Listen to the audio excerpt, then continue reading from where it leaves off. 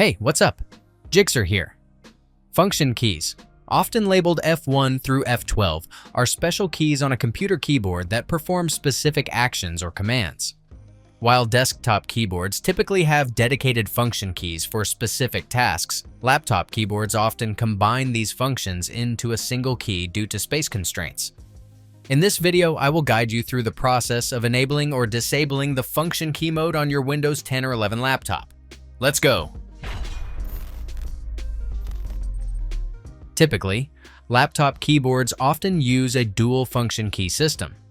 The primary functions, such as F2 for renaming, F5 for refreshing, and F11 for full screen mode, are system-level commands recognized by the operating system, while device-specific secondary functions are typically accessed by pressing a modifier combined with a function key.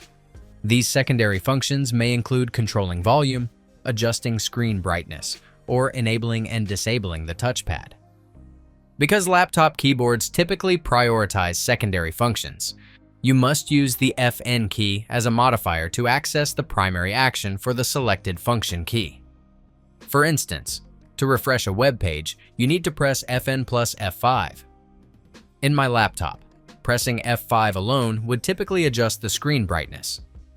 If you find yourself frequently using the primary tasks of the function keys, you can disable the Fn lock by pressing Fn plus Escape.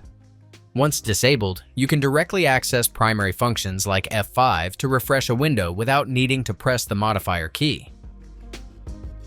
To re-enable the default secondary functions, simply press Fn plus Escape again.